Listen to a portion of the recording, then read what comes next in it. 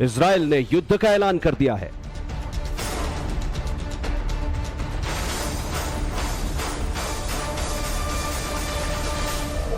जिसने गोली चलाई है उसके आका को चुन चुन कर मारा जाएगा। जमीन से आक्रमण होगा, आसमान से हमला होगा, समंदर से सुनामी उठेगी।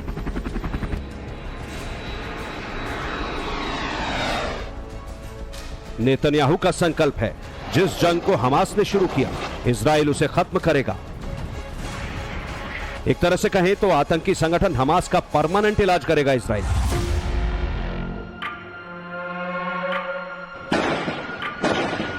इजराइल और हमास की लड़ाई दो देशों की लड़ाई नहीं है। जो लोग इसे इजराइल वर्सेस फिलिस्तीन मानते हैं उन्हें ये जानना बेहद जरूरी है कि फिलिस्तीन में अपनी जड़ें जमाने वाला हमास आतंकी संगठन है। ये इजराइल को ही गाजा पट्टी से टारगेट करता है। हमास के खिलाफ फिलिस्तीन में भी आवाजें उठती रही हैं। इतिहास गवाह है, इजराइल पर जब भी मुसीबत आती है तो वो जबरदस्त बदला लेता है और ये बदला मिसाल बनता है, क्योंकि इजराइल का उसूल है किसी आतंकी संगठन से कभी बात नहीं करना और अगर उसका एक लहू बहा तो 10 को मारकर बदला लेना। गाजा पट्टी से उठता यह गुबार इसी बात का सबूत है। हमास ने बहुत बड़ी गलती कर दी और इजराइल अब इस समस्या का संपूर्ण सॉल्यूशन निकाल कर रहेगा।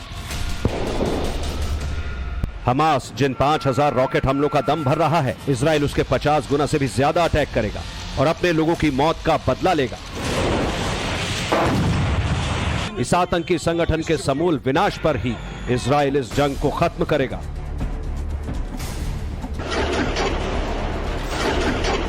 אזרחי ישראל, אנחנו במלחמה, לא במבצע, לא בסבבים, במלחמה. הבוקר חמאס פתח במתקפת פתע רצחנית נגד מדינת ישראל ונגד אזרחיה. אנחנו בתוך זה משעות הבוקר המוקדמות. כינסתי את ראשי מערכת הביטחון, הנחיתי קודם כל לטהר את היישובים מהמחבלים שחדרו פנימה. הפעולה הזאת מתבצעת בשעות הללו. במקביל הוריתי לבצע גיוס מילואים נרחב ולהשיב מלחמה שערה בעוצמה ובהיקף שהאויב לא הכיר. האויב ישלם מחיר שהוא לא ידע כמותו. इजराइल पर गाजा पट्टी से बार बार क्यों हमला होता है और कैसे हमास इजराइल के आगे सरेंडर करता है, इसकी हिस्ट्री और इनसाइड स्टोरी आपको बताएंगे। मगर ये जान लीजिए कि बीते 18 साल से हमास से दो हाथ करने वाले इजराइल ने इस बार क्यों सीधे तौर पर जंग का ऐलान कर दिया। हमास पहले रात के अंधेरे में रॉकेट दागता था, मगर इस बार सुबह के वक्त हमले किए। पहले सुरंगों से हमला करता था, इस बार ओपन स्ट्राइक की। हमास अक्सर अटैक के बाद आत्मरक्षा की थ्योरी रचता था, मगर इस बार इजराइल के अंदर उसके आतंकी घुस गए। ये इजराइल के लिए सरप्राइजिंग था और यही वजह है कि इजराइल ने अपनी एयरफोर्स को जंग में उतार दिया है। इस बार आयरन डोम से आतंकी संगठन हमास के 90% अटैक फेल किए जा रहे हैं। साथ ही आसमान से ताबड़तोड़ बम बरसाए जा रहे हैं। जहां जहां हमास के आतंकी मौजूद हैं उसे बमों से पाटा जा रहा है। חמאס עשה טעות חמורה הבוקר, הוא פתח במלחמה כנגד מדינת ישראל. חיילי צה"ל נלחמים בכל נקודות החדירה כנגד האויב. אני קורא לאזרחים להישמע להוראות פיקוד העורף ולבצע אותם כלשונן. מדינת ישראל תנצח במלחמה הזו. अब सवाल यह है कि इजराइल वर्सेस हमास की जंग मिडिल ईस्ट में क्यों हड़कंप मचा रही है। तो इस वीडियो को ध्यान से देखिए। ये हिजबुल्लाह के आतंकी हैं। लेबनान के इस आतंकी संगठन ने इजराइल पर हमले के बाद प्रेयर की और हमास के सरप्राइज अटैक को अरब कंट्री के लिए बहुत बड़ा मैसेज बताया।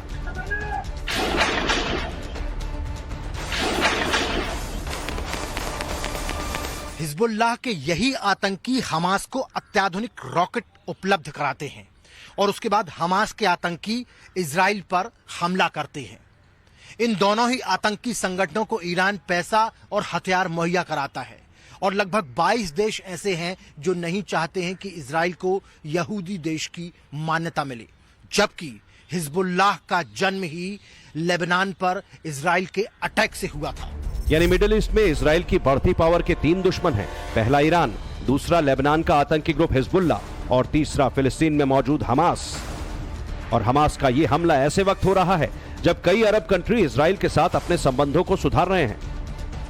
सऊदी अरब इजराइल को मान्यता देने पर लगभग सहमत है। संयुक्त अरब अमीरात के साथ मुक्त व्यापार समझौता हो चुका है। मिस्र और जॉर्डन भी इजराइल के साथ अपने संबंध सुधार रहे हैं। और ये सब देखकर ईरान भयंकर चिढ़ा है। ईरान किसी हाल में नहीं चाहता कि गल्फ कंट्री में उसकी पावर कमजोर पड़े और उसका दुश्मन सऊदी अरब फ्यूचर में इजराइल के करीब हो सके। साल 2020 से इजराइल ने एक नया कॉन्सेप्ट शुरू किया है और वो है दुश्मन के दुश्मन को दोस्त बनाने का सिलसिला। इसी कड़ी में इजराइल पीएम ने सऊदी अरब का सीक्रेट दौरा किया था। 2021 में भी इजराइल के तत्कालीन पीएम नफ्ताली बेनेट ने मिस्र का दौरा किया था। मकसद यही है कि किसी तरह से ईरान को एक्सपोज किया जाए और ऐसा करके हमास की कमर तोड़ दी जाए। 2021 में हमास ने इसी तरह इजराइल पर अटैक किया था, जिसके बाद इजराइल ने जो एयर स्ट्राइक की उसने पूरी दुनिया को टेंशन में ला दिया था। जमीन से शुरू हुई जंग आसमान तक पहुंची और खूनी संघर्ष समंदर तक पहुंचा। इजराइल ने गाजा पट्टी पर हमास की सबमरीन को तहस नहस कर दिया। इसी साल 9 मई को भी इजराइल ने गाजा पट्टी पर हमास के ठिकानों पर बम बरसाए थे। इस अटैक में हमास के 3 टॉप कमांडर ढेर हुए थे। उनके परिवार के लोगों के मारे जाने की पुष्टि हुई थी। फिलिस्तीन की लड़ाई अपने कंधे से लड़ने वाले हमास को इजराइल ने कई बार सबक सिखाया है। 2021 में दोनों के बीच टकराव हुआ, जिसमें दोनों ने अपनी जीत का दावा किया। 2014 में भी इसी तरह लड़ाई के बाद अपनी अपनी जीत का दम भरा। 2012 में इजराइल ने हमास को पीछे हटने पर मजबूर कर दिया। 2008-9 में हमास को इजराइल ने ठिकाने पर लगाया था।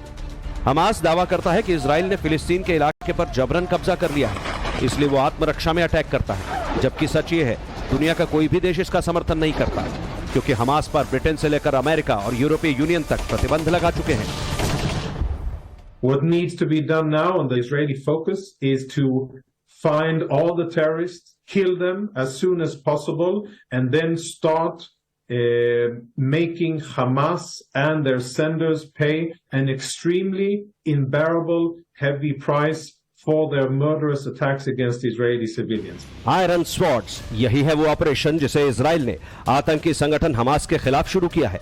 इजराइल का प्रण है कि इस बार उसका ऑपरेशन हमास के सरेंडर पर नहीं, बल्कि उसके खात्मे पर ही जाकर खत्म होगा। क्योंकि हमास के बारे में कहते हैं 27,000 इस संगठन में है, जो कि 3 विंग में बटे हैं: मिलिट्री विंग, पॉलिटिकल विंग और सोशल विंग। इनमें से मिलिट्री विंग में 25 बटालियन है और 106 कंपनियां हैं।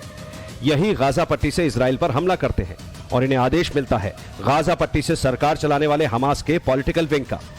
इजराइल का दावा है कि रॉकेट से लेकर मोर्टार और मिसाइलें हमास तक पहुंचती रही हैं और हथियार बनाने की तकनीक को लेकर ईरान के हमास से गठजोड़ के आरोप लगते हैं।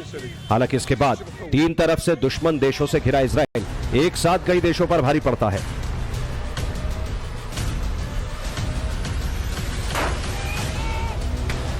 साल 1967 में इजराइल और अरब देशों के बीच जबरदस्त जंग हुई। इसे इजराइल ने महज 6 दिन के भीतर जीत लिया था। मिस्र, सीरिया, जॉर्डन, इराक ये वो देश हैं जिन्हें इजराइल ने हरा। अरब देशों ने सरेंडर किया और फिर यरूशलेम पर इजराइल का कब्जा हुआ। इसी के बाद से इजराइल के अरब देशों से संबंध बिगड़े हुए थे, जिनमें से 4 के साथ हाथ आगे बढ़ाया तो हमास को मिर्ची लग गई। 90 लाख की आबादी वाले इस देश के बारे में कहा जाता है इसकी सेना बहुत एडवांस्ड है। आयरन डोम के रूप में ऐसा हथियार है जिसका तोड़ किसी के पास नहीं। इजराइल के ड्रोन का लोहा पूरी दुनिया मानती है। इजराइल के पास 601 एयरक्राफ्ट हैं, 2200 टैंक हैं, 241 फाइटर जेट और 48 अटैक हेलीकॉप्टर। यही वजह है इजराइल आंख में आंख डालकर बात करता है। इजराइल की यही बेखौफी उसके दुश्मनों को डराती है, बेचैन कर देती है। Hamas, the terror organization from Gaza, perpetrated a dual attack, both rockets towards Israeli civilians and ground attacks by terrorists against civilian population, children, women, elderly.